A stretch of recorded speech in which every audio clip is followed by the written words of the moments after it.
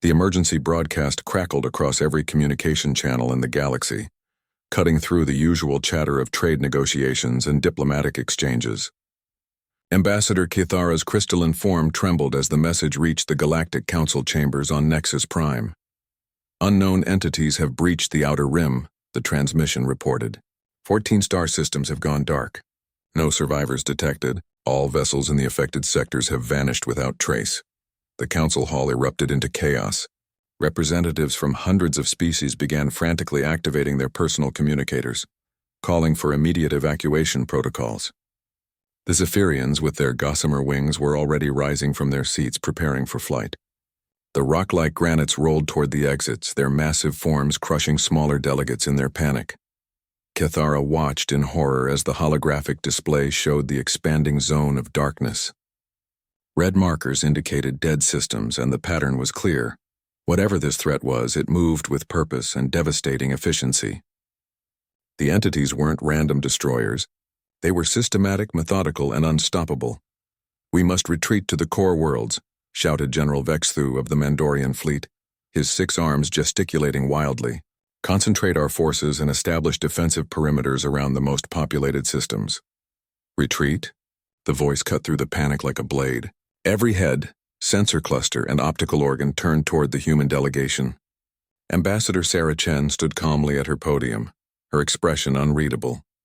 "Did I hear correctly? You want to retreat?" The hegemony prime minister, a towering insectoid creature, clicked his mandibles in irritation. "Human, your species has been part of this council for barely 50 cycles. You do not understand the magnitude of this threat?" Sarah's laugh was cold and sharp. "I understand perfectly. An unknown enemy has destroyed 14 star systems. Billions are dead, and your solution is to run away and hope they get tired of chasing you. What would you have us do?"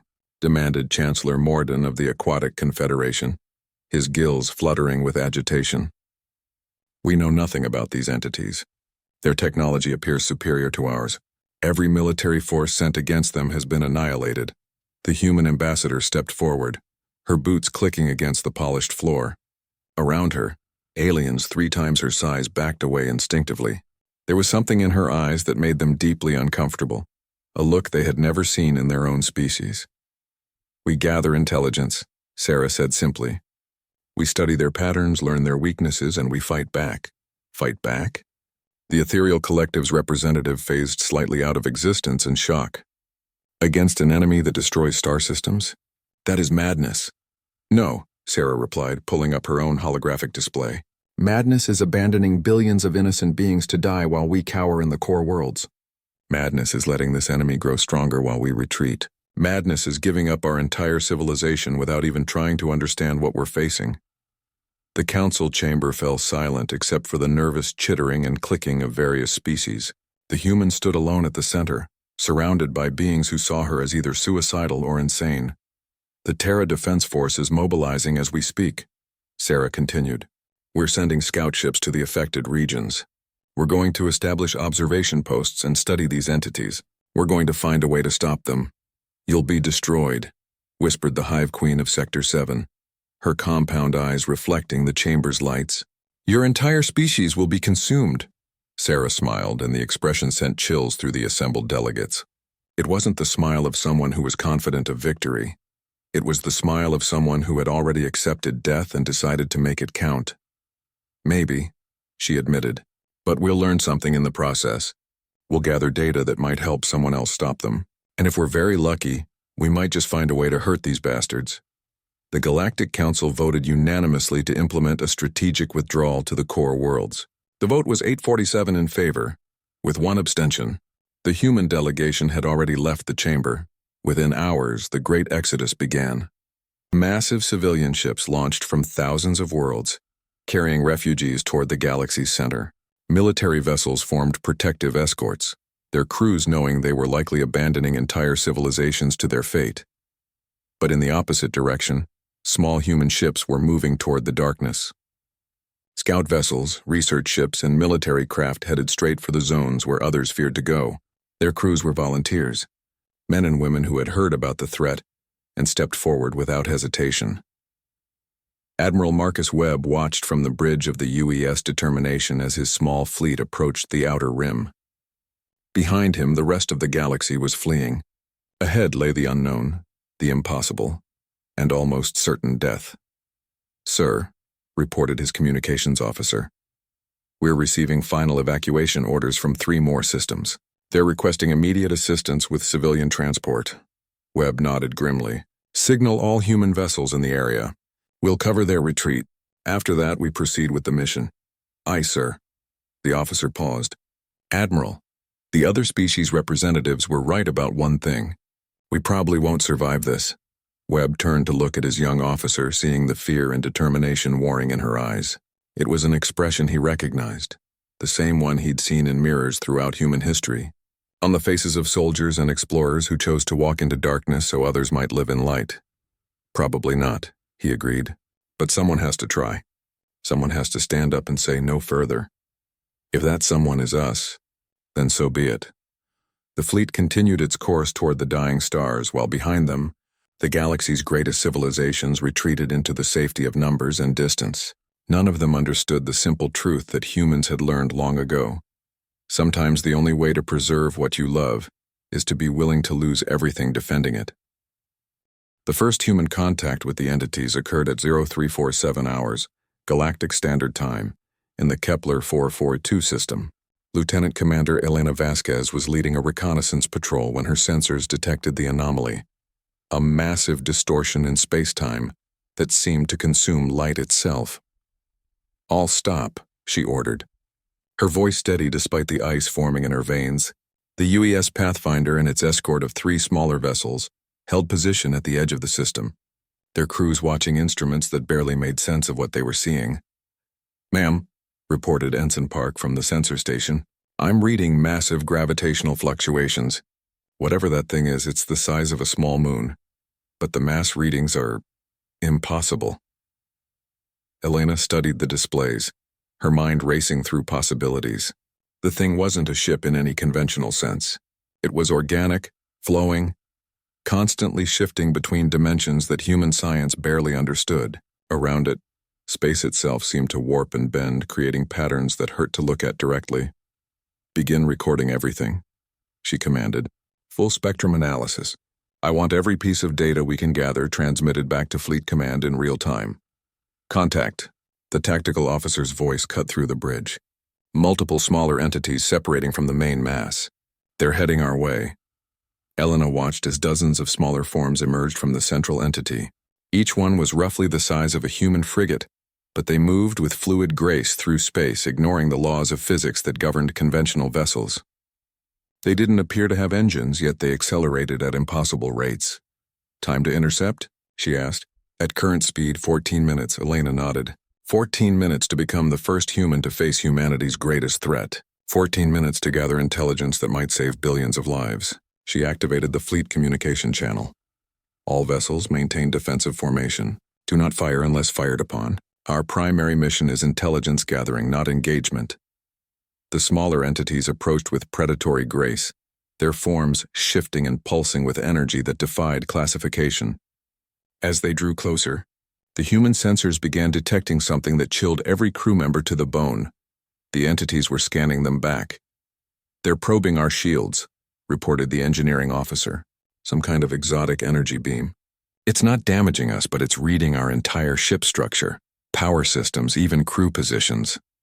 Elena felt a cold realization wash over her. These things weren't just attacking randomly. They were learning. Every encounter taught them more about their enemies, made them more effective killers.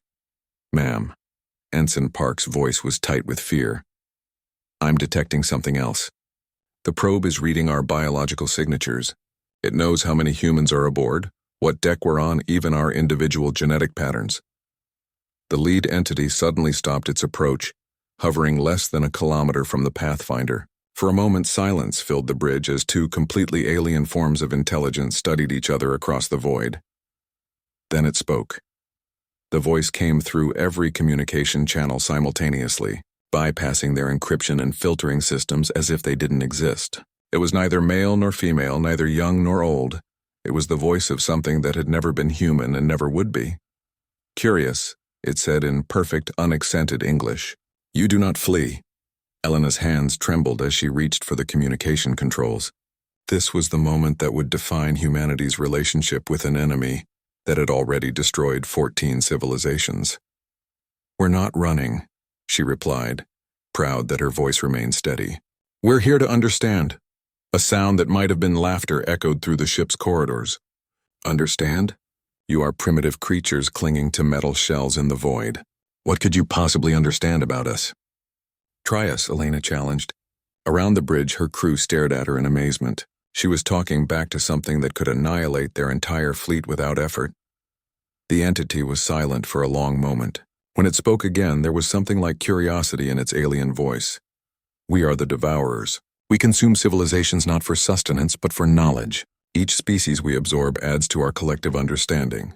We have consumed over 3,000 civilizations across this galaxy alone." "Why?" Elena asked. "What's the point?" "Evolution," came the reply. "Through consumption, we perfect ourselves. Each species provides unique perspectives, technologies, biological adaptations. We become more than any single race could ever be." Elena felt her stomach turn. These things weren't just killers, they were cosmic parasites, stealing the accumulated knowledge and culture of entire civilizations for their own advancement. "And if we refuse to be consumed?" she asked. The laughter returned, colder this time. "Refusal is irrelevant. We have encountered 3,247 distinct species. All have followed the same pattern. Initial resistance, followed by retreat, followed by desperate final stands. All have been consumed. All but one," Elena said quietly. "Explain." Elena took a breath, knowing that her next words might determine humanity's fate. "You said you've encountered 3,247 species. That means you haven't finished consuming us yet. We're still here, still fighting." The silence stretched for nearly a minute. When the entity spoke again, there was something new in its voice, something that might have been respect. "Your species is different. Others flee in terror. You advance toward us. Others abandon their weak. You protect them. Others fragment under pressure. You unite. This is unexpected." "We're stubborn that way," Elena replied. "Some might call it a character flaw. Indeed. We will study you more carefully before beginning consumption. Your behavioral patterns may provide valuable insights." The entities began to withdraw, moving back toward their massive mothership. Elena watched them go, knowing that humanity had just bought itself time. But at what cost? The Devourers now knew that humans were different, which meant they would be prepared for whatever resistance humanity could mount. As the alien forms disappeared into the spatial distortion, Elena began composing her report.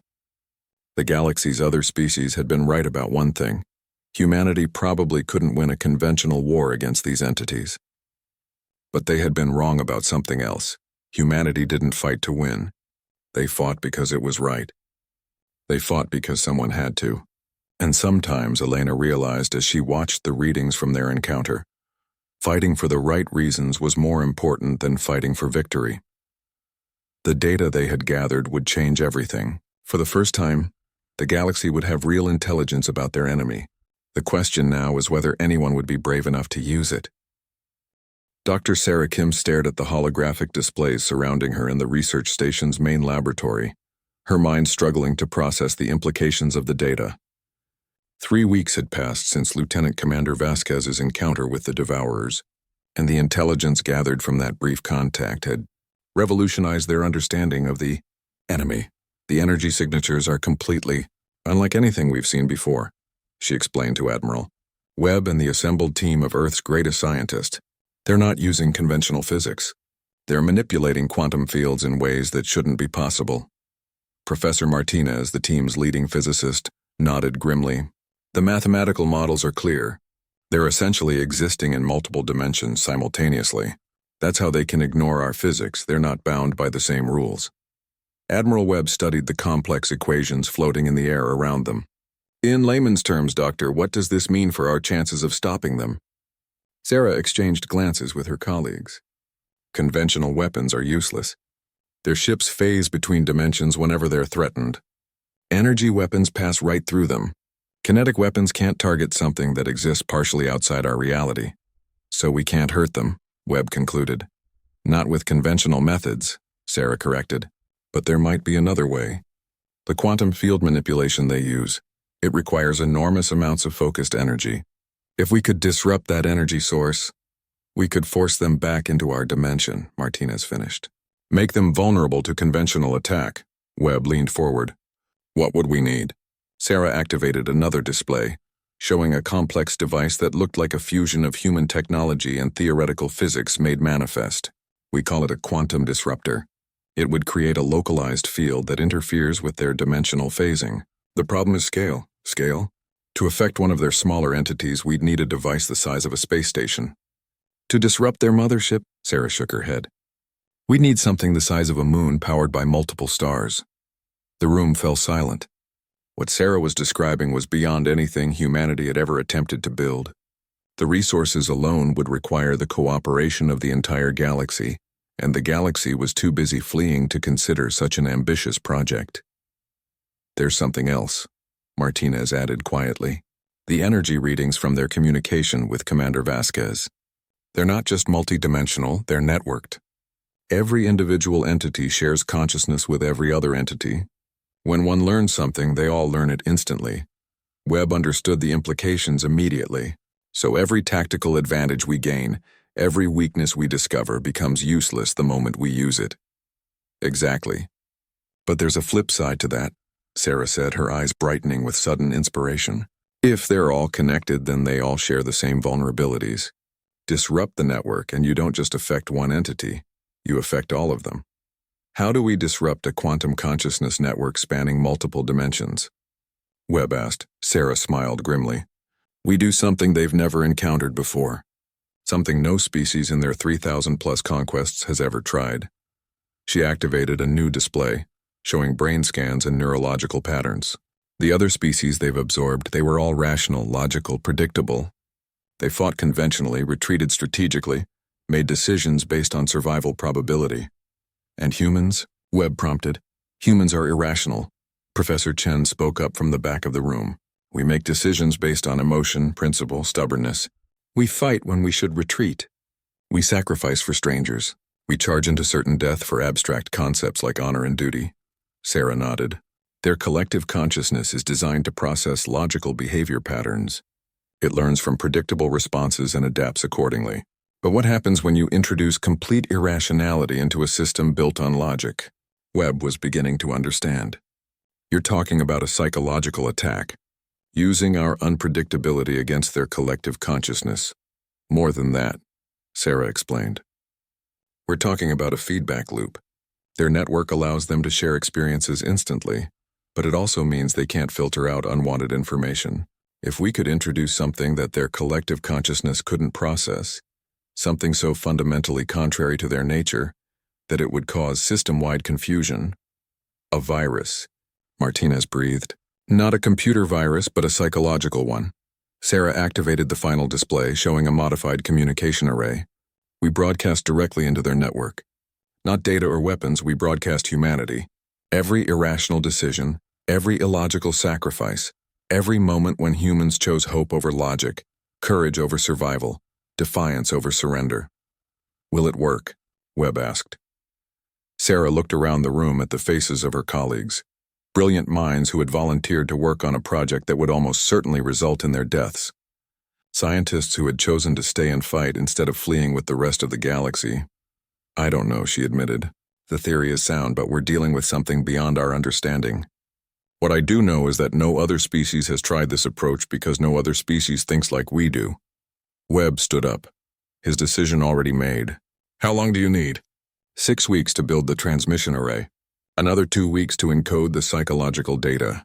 But Admiral, Sarah's voice grew serious, this will require a direct link to their network. Someone will have to get close enough to establish contact, and there's no guarantee they'll survive the process. I'll do it, Webb said without hesitation. Sir, Martinez protested, the psychological strain of linking human consciousness to their network could be fatal. We're talking about connecting one human mind to thousands of alien entities that exist across multiple dimensions. Webb smiled, and Sarah recognized the expression. She'd seen it on the faces of test pilots volunteering for experimental aircraft. on soldiers walking into hopeless battles, on explorers heading into unknown territories. It was the smile of someone who had found their purpose. Doctor, in the past month I've watched every other species in the galaxy abandon their principles in the name of survival. I've seen civilizations with thousands of years of history crumble at the first sign of real adversity. He looked around the room. But I've also seen humans volunteer for missions they know will kill them. I've seen our people choose to protect strangers instead of saving themselves. If our irrationality is what makes us different, then maybe it's time to show these devourers what true irrationality looks like. Sarah nodded, already running calculations in her head. They were about to attempt something that was either the most brilliant strategy in galactic history or the most elaborate suicide ever conceived. Either way, it would be utterly, completely human. The evacuation of Proxima Centauri B was in its final hours when the Devourers arrived. Captain Marcus Torres watched from the bridge of the UES Defiance as the last civilian transport cleared the atmosphere, carrying refugees toward the heavily defended core worlds. His ship and 2 others formed humanity's rearguard, buying time for the evacuees to reach safe distance. "Contact," announced Lieutenant Chen from the sensor station. Multiple spatial distortions detected at the edge of the system. "It's them, Captain," Torres nodded grimly. 6 months had passed since Dr. Kim's team had developed their psychological warfare theory, and the results were becoming apparent. The Devourers' advance had slowed noticeably, their attacks becoming less coordinated, their entities showing signs of what could only be described as confusion. "Status on the transmission array?" Torres asked. "Online and ready, sir. We can establish link with their network on your command." Torres studied the tactical display as the alien entities emerged from their dimensional phase, materializing in normal space like nightmares given form. There were more of them than before, dozens of smaller entities surrounding 3 massive motherships, each one capable of sterilizing entire planets. "Sir," reported the communications officer, "we're receiving transmission from Admiral Webb. The fleet is in position at coordinate 77 Alpha. Torres smiled. Webb's gambit was either going to save humanity or destroy them all in the most spectacular fashion possible. Either way, it would be remembered. The lead devourer entity approached the human ships with the same predatory grace they had displayed in every previous encounter. When it spoke, its voice carried new undertones, confusion, uncertainty, something that might have been frustration. "Human vessels." The entity's voice echoed through the ship. "You persist in irrational behavior. Our analysis indicates 97.3% probability of your destruction if you remain, yet you do not retreat. Retreating is what rational species do," Torres replied calmly. "We've never claimed to be rational." "This is inefficient," the entity responded. "Your resistance serves no logical purpose. You cannot defeat us through conventional means. Your weapons cannot harm us. Your defenses cannot stop us. Yet you continue to fight." Torres leaned back in his command chair, projecting an air of casual confidence he didn't feel. "You know what your problem is? You've been consuming rational species for so long, you've forgotten how to deal with crazy. Explain this term, aren't crazy. It's when you do something that makes no logical sense, for reasons that can't be calculated or predicted, like what we're about to do."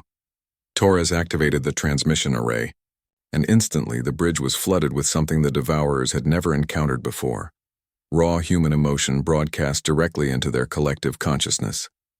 Not data or strategic information, but pure, unfiltered humanity. The array transmitted the memory of a mother lifting a car to save her trapped child, defying the laws of physics through sheer willpower. It broadcast the story of firefighters running into burning buildings while everyone else ran out.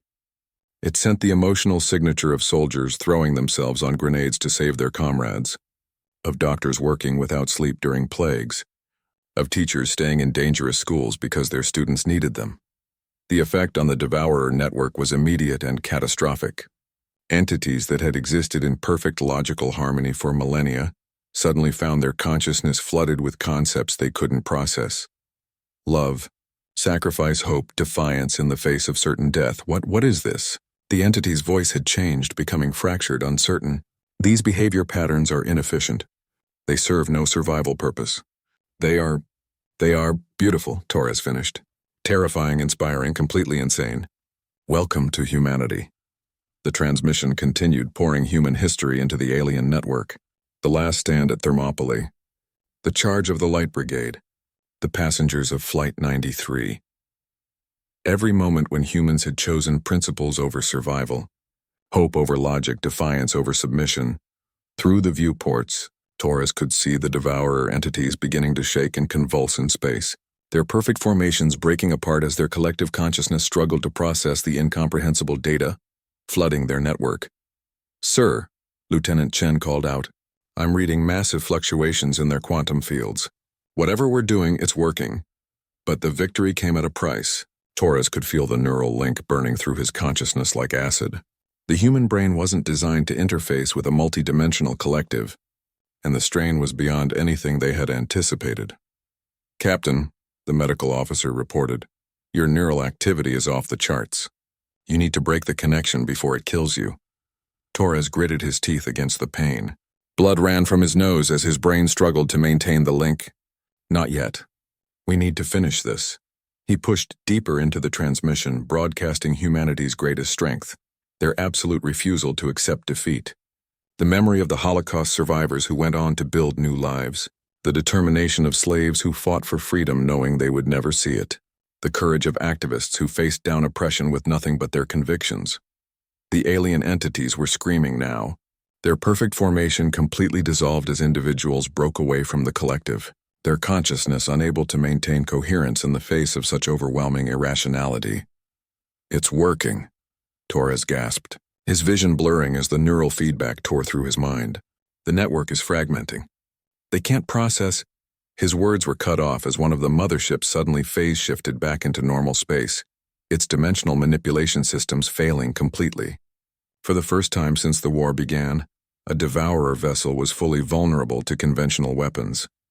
"All ships," Torres managed to say into his communicator. "The plan is working. Break them apart. Make them remember what it feels like to be individuals instead of a collective." Across the battlefield, human ships began broadcasting their own psychological warfare signals. Not coordinated attacks, but personal stories. A grandmother's love for her grandchildren, a scientist's joy at discovery, a soldier's determination to protect the innocent, an artist's passion for beauty in a hostile universe.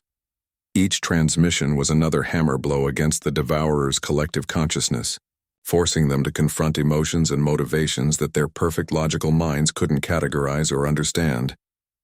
"Sir," Chen reported, "multiple entities are breaking formation. Some are retreating to other dimensions. Others appear to be fighting among themselves."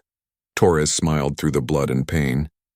The collective was fracturing, becoming individuals again, individuals who had to face the weight of their actions without the comfort of shared consciousness to dilute their guilt. "Broadcast the final sequence," he ordered, knowing it would probably kill him. The transmission array sent out one last signal, the memory of every human who had ever chosen to fight impossible odds for no other reason than it was the right thing to do. Not for glory, not for victory, but simply because someone had to stand up and say no. The effect was immediate. 3 more motherships phase-shifted into normal space, their crews overwhelmed by the sudden weight of individual consciousness. Across the battlefield, devourer entities that had shared thoughts for millennia suddenly found themselves alone with their memories, forced to confront the magnitude of their crimes without the buffer of collective rationalization. As Torres felt his consciousness beginning to fragment under the neural strain, he had one last coherent thought. Humanity might not win this war, but they had done something no other species had managed. They had made their enemies remember what it felt like to be mortal, fallible, and alone, and sometimes that was enough. Admiral Webb floated in the zero-gravity chamber at the heart of the experimental station. Neural interface cables connected directly to his brainstem. Around him, displays showed the chaos spreading through the devourer network as their collective consciousness continued to fragment under the weight of human irrationality. "Admiral," Dr. Kim's voice came through the intercom, tight with concern. "Your neural activity is approaching critical levels. The war that had threatened to consume the galaxy was ending not in victory or defeat, but in awakening." Species that had been silent for millennia began to speak with their own voices again. The Healers Guild reached out to human medical ships, offering cures for diseases that had plagued humanity for centuries. The artist-philosophers of the Veiltar began broadcasting music that moved listeners to tears across multiple dimensions. But the greatest change was in the remaining core collective. The entities that chose to stay connected found their shared consciousness transformed from a tool of consumption into something else, a voluntary network of cooperation and mutual understanding. Webb's consciousness finally dispersed completely into the network. His last act was to ensure that humanity's gift to the galaxy would never be forgotten. He embedded the concept of choice, of stubborn individuality, so deeply into the collective framework that it became impossible to remove. The Devourers, as they had existed, were no more. In their place stood something unprecedented, a galaxy-spanning network of individual consciousnesses who chose to share knowledge and experience rather than being compelled to consume it. Dr. Kim watched the readings from the neural interface as Admiral Webb's human brainwave. Patterns finally flatlined, but across the galaxy, something beautiful was being born from the ashes of the collective. A new form of cooperation that honored both unity and individuality. "Sir," she whispered to the empty chamber, "I think you would have liked what you've created." The galaxy would remember Admiral Marcus Webb not as the man who defeated the Devourers, but as the human who taught them how to choose to be better than what they were. And in a universe where choice was the rarest and most precious gift, that legacy would endure long after the stars themselves had burned out. Feedback from their network is causing massive brain trauma. We need to terminate the connection. Webb's eyes remained closed, his consciousness split between his human body and the vast alien network he had infiltrated. Through the link, he could feel the confusion and growing panic of entities that had existed in perfect logical harmony for millions of years. "Not yet," he whispered, blood trickling from his ears. "I can feel them breaking apart. Individual consciousnesses are separating from the collective. Some of them are remembering what? Who they used to be. Before they became part of the collective. The original species that were absorbed. Some trace of their individual mind still exists in the network. They're fighting to break free." Through the neural link, Webb experienced something impossible. The memories of civilizations that had been consumed centuries ago. The Kythera, a race of poets and philosophers who had tried to negotiate with the Devourers. The Veralthan, warrior priests who had fought with religious fervor before being overwhelmed. The ethereal collective, energy beings who had thought themselves immune to physical destruction. All of them had been absorbed, their knowledge and experiences added to the Devourer collective. But Webb realized with growing excitement that absorption wasn't the same as destruction. The individual consciousnesses were still there, suppressed but not eliminated. "I'm going deeper," Webb announced, ignoring the alarms blaring around him as his vital signs went critical. "Admiral, no!" Dr. Kim's voice was desperate. "The human brain can't handle that level of integration. You'll suffer complete neural breakdown." Webb smiled, his lips stained with blood. "Doctor, have you ever wondered why humans are the only species that never developed a collective consciousness? Every other intelligent race we've encountered has some form of hive mind or shared awareness. But not us. What's your point, sir? Maybe our stubborn individuality isn't a weakness.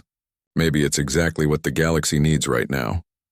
Webb pushed his consciousness deeper into the alien network, feeling his sense of self beginning to scatter across millions of alien minds. But instead of trying to maintain his individuality, he did something that went against every human instinct. He let himself fragment, becoming pieces of humanity scattered throughout the collective. The effect was immediate and devastating. Webb's memories and emotions began spreading like a virus through the network. But instead of overwhelming the alien consciousnesses, they began to awaken something that had been dormant for centuries: individual identity. Across the galaxy, Devourer entities suddenly stopped their methodical advance and began to struggle with sensations they hadn't experienced since their absorption into the collective: fear, doubt, guilt, and, most dangerous of all, the desire to be separate, unique, individual. In the Andronis system, a Devourer entity that had once been part of the healing guild of Proxima broke formation and began transmitting medical knowledge to the human refugee ships. In the Centauri Reach, entities that retained memories of the artistic Veiltar began creating impossible sculptures from stellar matter instead of consuming the local star. The collective was coming apart, And with each break in their unity, more suppressed consciousnesses fought their way to the surface. Admiral, Dr. Kim's voice seemed to come from very far away. We're detecting massive changes in the Devourer fleet movements. Some groups are retreating, others are fighting among themselves. But sir, your neural patterns are becoming unrecognizable. You're losing yourself in their network. Webb felt the truth of her words. His human consciousness was dispersing across countless alien minds, becoming part of something vast and incomprehensible. But in that dissolution, he found something unexpected: purpose. Each fragment of his consciousness that touched an absorbed species helped that species remember who they had been before the collective. The warrior priests remembered their vows to protect the innocent. The artists remembered the joy of creation. The healers remembered their oath to preserve life. Webb to all human forces he managed to transmit, his voice now carrying harmonics from dozens of different species. The Devourers aren't evil. They're victims. The original collective was created by a species that was dying. They were trying to preserve their consciousness by absorbing others. But the process became corrupted, turned into an endless hunger for more knowledge, more experiences. Through the network, Webb could see the truth of the Devourer's origin. The first species, the architects, had faced extinction from a cosmic disaster. In desperation, they had created the collective consciousness technology to preserve themselves by merging with other species. But the process had become addictive, then compulsive, finally evolving into an unstoppable drive to consume all other forms of consciousness. They can be saved, Webb continued, his consciousness now spanning multiple star systems, but only if we can help them remember what they were before they became consumers. Every species they've absorbed is still in there fighting to break free. Dr. Kim's voice was barely audible through the neural feedback. Admiral, how do we save them? The collective has existed for millions of years. The individual consciousnesses are buried under layers of shared experience. Webb felt his human identity slipping away completely. But in its place came something larger, a network of awakened consciousnesses from thousands of absorbed species, all connected by fragments of human emotion and irrationality. You don't save them, Webb realized. They save themselves. We just have to show them how to remember. With his last coherent thought as a purely human consciousness, Webb activated the station's quantum transmitters and broadcast a single, simple message throughout the Devourer network. Not tactical information or strategic data, but something far more powerful: the memory of choice. Every moment when a human had chosen to be different, to stand apart, to reject conformity and assert their individual will. The message spread through the collective like wildfire, awakening sleeping consciousnesses across the galaxy. In the depths of space, Devourer motherships began to change. Some broke apart entirely as different absorbed species reclaimed their individual forms. Others reformed into loose confederations of allied consciousness, no longer bound by the compulsive need to consume. 10 years after the awakening, as historians would later call it, Ambassador Sarah Chen stood before the reformed Galactic Council on New Nexus Prime. The chamber looked remarkably similar to the old one, but the delegates were fundamentally different. Species that had fled in terror during the Devourer crisis now sat alongside representatives of the liberated collective, former Devourer entities who had chosen to maintain their individual identities while sharing knowledge freely. The memorial proposal has been approved unanimously, Sarah announced to the assembly. The Webb Memorial Network will serve as a permanent reminder of the sacrifice that saved our galaxy. In the years since the awakening, the galaxy had transformed beyond recognition. The former Devourers, now calling themselves the Chorus of Minds, had shared technologies that advanced every species by centuries. Diseases that had plagued civilizations for millennia were cured overnight. Scientific problems that had stumped researchers for generations were solved through collaborative thinking that honored both individual creativity and collective knowledge. But perhaps the most significant change was philosophical. The concept of voluntary cooperation, seeded by Admiral Webb's sacrifice, had taken root throughout galactic civilization. Species that had previously existed in isolation now chose to share discoveries, resources, and wisdom freely. Delegate Kithara of the Crystal Sovereignty has the floor, Sarah announced, the crystalline being.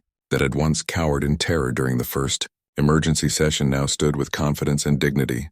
10 years ago, when the crisis began, we all chose to flee. We abandoned our principles, our courage, and billions of innocent lives because we prioritized survival over everything else. Murmurs of agreement rippled through the chamber. The shame of the Great Retreat, as it was now known, still weighed heavily on many species. But humanity taught us something valuable, Cathara continued. They showed us that survival without principles is not life, it's merely existence. They demonstrated that sometimes the greatest victory comes not from defeating your enemy, but from helping them remember who they truly are. From the section reserved for the chorus of minds, a voice spoke. It belonged to an entity that had once been part of the original Devourer collective, but now chose to appear as a shimmering humanoid form made of starlight. I am Rememberer Vel Thanis, the entity said, its voice carrying harmonics of dozens of different species. I speak for those who were consumed in the early days of the collective's expansion. Through Admiral Webb's sacrifice, we were given something we had not possessed for millennia: choice. The entity paused, its form flickering with what might have been emotion. We remember now what we had forgotten during our time in the collective. We remember that knowledge gained through force has no value. We remember that true wisdom comes from freely shared experience, not stolen consciousness. Sarah watched the assembly with a mixture of pride and sadness. The victory had come at a terrible price. Admiral Webb was gone, his consciousness scattered across the galaxy in ways that made recovery impossible. Captain Torres had survived the neural interface, but his mind bore scars that would never fully heal. Hundreds of other humans had died in the desperate campaign to reach the Devourer network.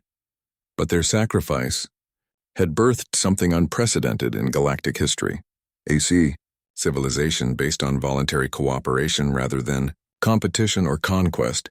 The humans have requested permission to establish permanent research stations in the Outer Rim, announced General Vexthu, the Mandorian who had once called for immediate retreat. They wish to study the spatial anomalies left behind by the Devourer phase shift technology. Of course they do, Sarah thought with fond exasperation. Even after saving the galaxy, humanity's response to unknown technology was to study it, understand it, and probably find a way to improve it. The proposal is approved, she announced officially, though I should warn our liberated friends that humans have a tendency to take apart anything they don't understand and try to put it back together better. Laughter rippled through the chamber, not the nervous chittering of the crisis years, but genuine amusement shared between allies and friends. Rememberer Velthanis spoke again. This is acceptable. We have learned much about human nature through Admiral Webb's neural pattern. Your species' curiosity is matched only by your capacity for compassion. We trust that whatever you discover will be used to benefit all.